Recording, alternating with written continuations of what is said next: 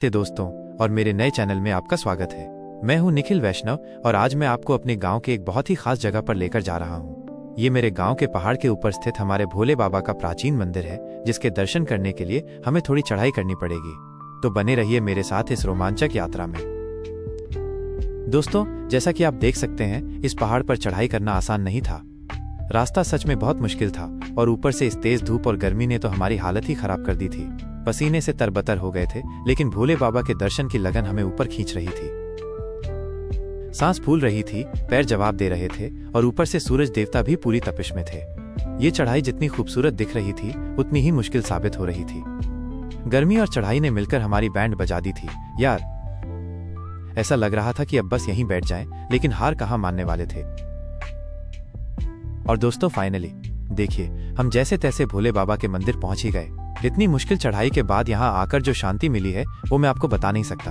ऊपर पहुंचते ही हमारी सारी थकान गायब हो गई। फिर हम सबने मिलकर सबसे पहले मंदिर की अच्छे से साफ सफाई की। धूल मिट्टी हटाकर जब मंदिर चमक गया तो मन को और सुकून मिला। उस समय जो आध्यात्मिक अनुभव हुआ, उसे शब्दों में बयां करना मुश्किल है। ऐसा लगा जैसे हमारी सारी मेहनत सफल हो गई। यह पल सच में अविस्मरणीय था। यहाँ पर पहुंच के जो शांति का एहसास हो रहा था, वो मैं बता नहीं सकता। ऐसी जगह बहुत कम मिलती है जहां आकर मन को इतना गहरा सुकून मिले। यह मंदिर वाकई एक छिपा हुआ रत्न है, क्योंकि इस पहाड़ पर गिने चुने लोग ही आ सकते हैं। यहाँ तक पहुंचना सबके बस की बात नहीं, और शायद यही वजह है कि यहाँ इतनी पवित्रता और शांति महसूस होती है। और महाशिवरात्रि के दिन जोरों शोरों से भजन भाव होता है। उसके बाद बारी आई सबसे खास पल की। हमने भोले बाबा का अभिषेक किया, पूरी श्रद्धा के साथ पूजा अर्चना की और फिर आरती भी गाई। उसके बाद जोरों की भूख लगी हुई थी तो कुछ नाश्ता किया, क्योंकि इतनी चढ़ाई करने के बाद भूख तो लगती ही है ना। नाश्ता करके थोड़ी जान में जान आई और फिर से तरोताजा महसूस करने लगे। फिर जोरों शोरों से भोले बाबा के जयकारों के साथ वहां से वापस नीचे आने की तैयारी कर रहे थे। जितनी मुश्किल चढ़ाई थी, उम्मीद कर रहा हूं कि उतरना थोड़ा आसान होगा, लेकिन सावधानी तो रखनी ही पड़ेगी। बाबा का आशीर्वाद रहा तो ये सफर भी आसानी से पूरा हो जाएगा। लेकिन वहां का जो नजारा था, वो काबिल तारीफ था। देखकर आनंद आ गया। मैं आपसे उम्मीद करता हूं कि आप भी जरूर पधारें यहां पर और बाबा का आशीर्वाद जरूर लें। फ्लैट नीचे उतरने की बारी थी, लेकिन वो खड़ी धलन देखकर सावधानी की घंटी बज गई। जरा सी भी लापरवाही बड़े हादसे में बदल सकती थी। बिल्कुल जैसे कहते हैं ना, सावधानी हती दुर्घटना घाटी। हम सबको बहुत संभल कर चलना पड़ रहा था, क्योंकि हर जगह जंगली जानवरों का खतरा महसूस हो रहा था।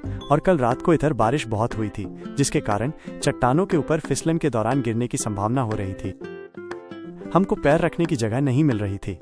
अगला कदम रखने के बारे में भी बार बार सोचना पड़ रहा था। कई बार तो सूखे दिखने वाले पत्थर भी इतने फिसलन भरे होते थे कि संभलना भी मुश्किल हो रहा था। कुछ जगह तो ढलान इतनी खड़ी थी कि ऐसा लग रहा था कि हम फिसलते हुए नीचे पहुंचेंगे, न कि चलकर। कितनी मुश्किल से उतरना पड़ रहा है, वो आप लोग भी देख सकते हैं।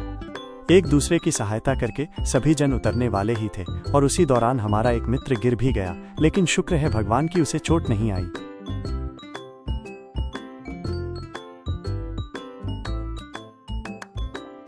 इसके बाद हम और थोड़ा संभल के नीचे उतरे। अभी आधा रास्ता भी बड़ी मुश्किल से पार किया था, जिसमें हमको 45 मिनट से ऊपर का समय लग गया।